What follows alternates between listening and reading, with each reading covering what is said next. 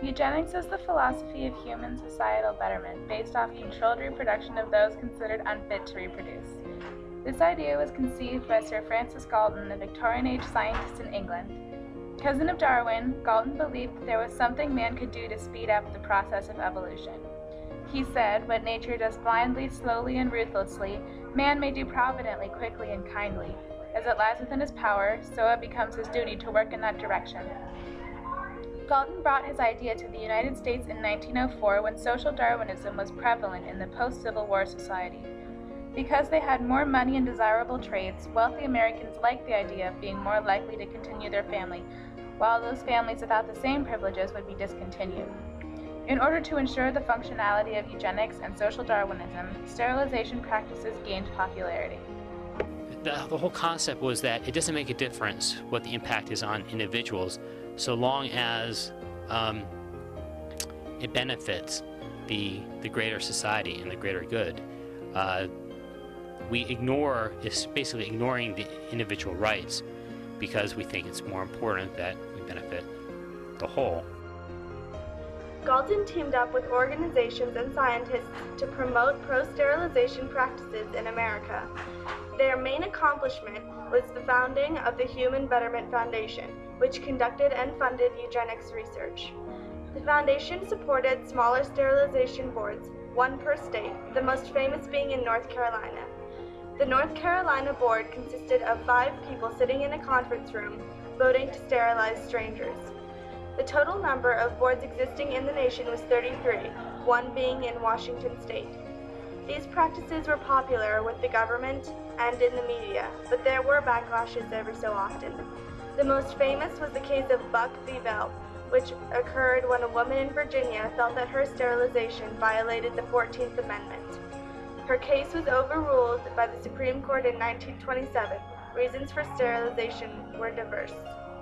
They included mental disease, feeble-mindedness, hereditary deafness and blindness, epilepsy, alcoholism, promiscuity, being Asian, African American, Jewish or Latino, having manic depression, schizophrenia, shortness of fingers and toes, hemophilia, and colorblindness. Other states kind of slowed down their sterilization programs. North Carolina was one of the few states kind of ramped it up, so that made it even worse. Eugenics-motivated sterilization remained in a positive light until the end of World War II, when the exploits of Hitler were illuminated in the Nuremberg trials. Hitler was inspired by the propaganda put forth by the Human Betterment Foundation, including a race-based eugenics book called The Passing of the Great Race, which he referred to as his Bible. Hitler sterilized a total of 410,000 people over a course of 6 years. He justified his actions by giving the same reason for sterilization as Americans had, including feeble-mindedness, epilepsy, and other mental and social disabilities he felt should be eradicated. Americans were disgruntled by this piece of information, and sterilization boards began to disband. In North Carolina, on the other hand, they ramped up their practices to an all-time high. In time, it turned into a racist program. The eugenics program turned into a racist program where it targeted African Americans. Practices in North Carolina became increasingly questionable. Racial minorities became targeted with the belief that African Americans produced the most illegitimate children. People in places of power, such as social workers and doctors, let their own discriminations affect their work, and convinced those of racial minorities to accept sterilization either through force or promises of food and clothing. This would also work in the other direction, when threats of recalling food stamps and welfare were made. One doctor sterilized an African American woman directly after she had given birth and was too weak to protest, proclaiming that there were too many colored babies already. He later filed her procedure as exploratory. This sterilization and many others were performed by private doctors acting on their own. Medical privacy laws make it hard to tell how many were victimized this way. That should we give a few people so much power over other people's lives, because giving people that much power allows them to act on their prejudices, whether they dislike a certain type of people because of their color, their lifestyle, their religious beliefs. It just giving people power allows them to act on their prejudices, and we can see that when one studies the eugenics board. The state government was in support of these practices as well. In 1959, State Senator Jolly spoke directly to a group of African Americans, proclaiming 1 out of 4 of your race is illegitimate.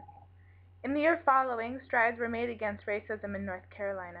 Sit-ins at North Carolina A&T State University, and a moderate who beat out a segregationist for governor.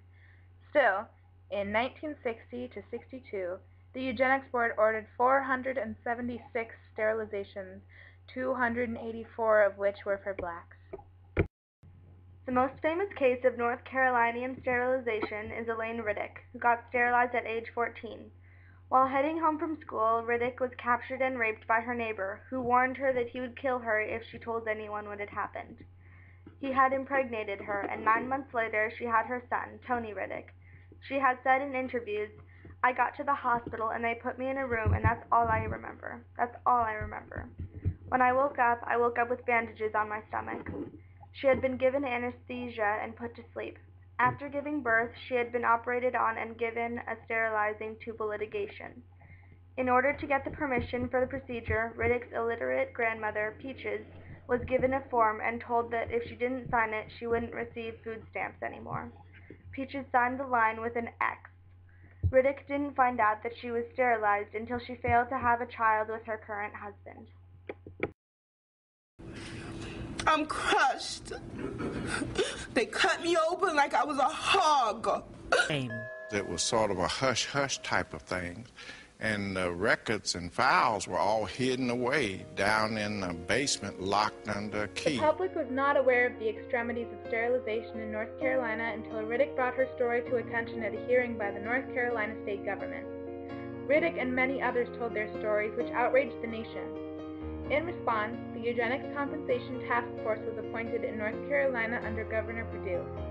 Recently, the task force settled on a victim compensation of $50,000 voted for unanimously. Currently, the state is waiting for the bill to pass through the legislature. Interviews with representatives reveal that its passing is highly likely. It is a bill that separates North Carolina from the rest of the world. This is a proud day, says Representative Larry Womble, a Democrat. Elaine Riddick doesn't feel that money can cover her loss. It's a political game and it's an insult, says her son, Tony. Although no price can be put on a baby that's never been born, one can be put on her stacked up bills from her therapist, who has helped her get through her trauma. The money would go towards paying those bills and other expenses she and other victims may have accumulated due to their sterilizations. Expenses such as those acquired through full hysterectomies that many women, including Riddick, have gotten due to extreme pain that resulted from careless and hurried procedures. Although money can't make the past disappear, it can present a sentiment of goodwill and hope for the future.